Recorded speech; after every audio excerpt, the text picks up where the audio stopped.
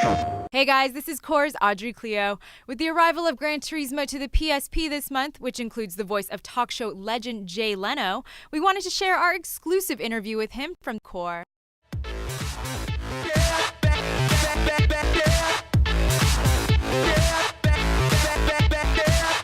With GranTurismo coming to the PSP, revving up with 800 cars, 35 tracks, and running at a gorgeous 60 frames per second, this racing juggernaut is also boasting some serious star power.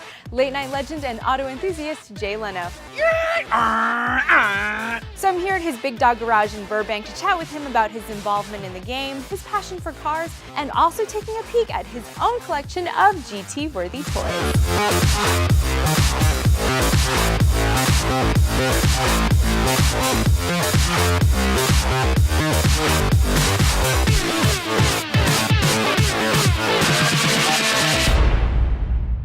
Your garage is like the real-life GranTurismo garage. I mean, it is kind of like that, actually. Now that you mention it, that was always sort of my dream as a kid, and yeah, that's it. Sure.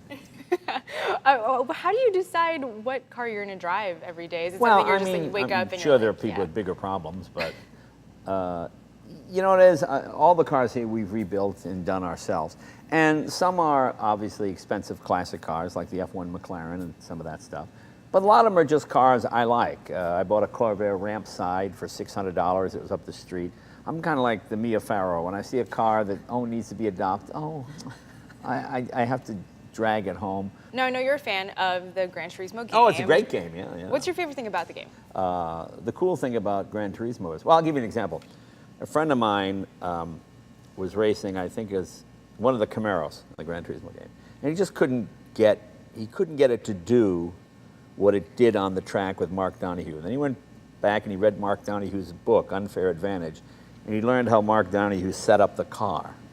Well, he then set up his car in the game exactly the way Mark Donohue had set it up in the book, and he set the record and beat the time. And I thought, well, that was pretty cool. I mean, the game is that accurate and that sharp. That's what I like. And if you do what the real race car drivers did to your sort of virtual car, you can achieve the same sort of result, which I thought was pretty amazing. So tell me about your involvement in the game. Well, I guess they heard that I had some unusual cars and they wanted to come here and record the sounds, which was great to me because I was one of those kids. I used to buy those records where other kids were playing the Beatles.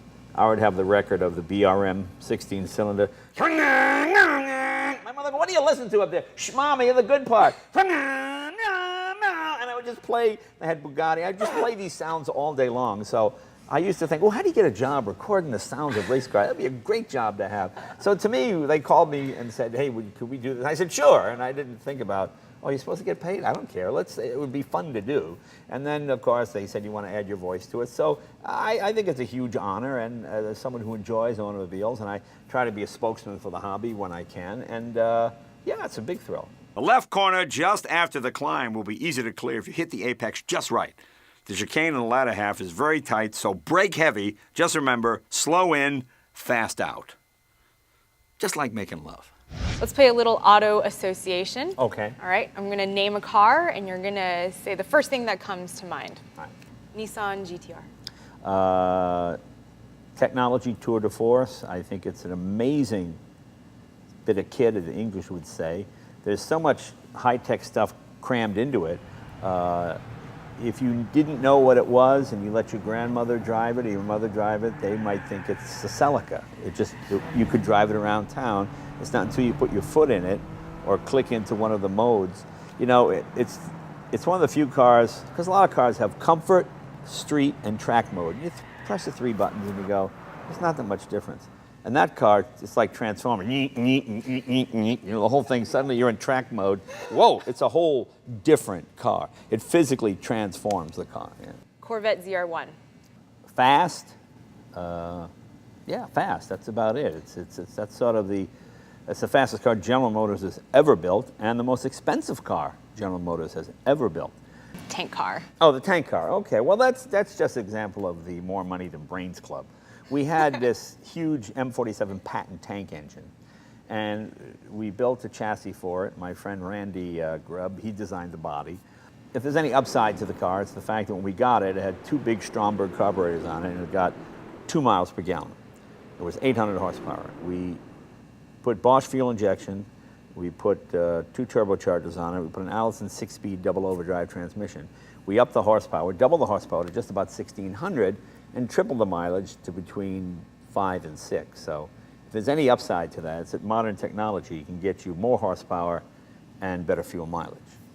55 Buick Roadmaster. Well, I've had my 55 Buick Roadmaster now for like 34 years. It's the first car I had when I came to California. And you know, when you come to California, first to find a car, then you look for a place to live. That's the exact opposite of anywhere else. First you get a car, and you can always live in the car until you find a place to live. Well, thanks for opening up your garage to us and letting us check out all your amazing cars. Yeah. And you know, if ever you feel like you need to unload one of them, maybe do a trade. I got a nice little Volvo out there. Oh, really? Yeah, A Volvo? so Well, yeah. I'm looking for a boat anchor, so that'd be good.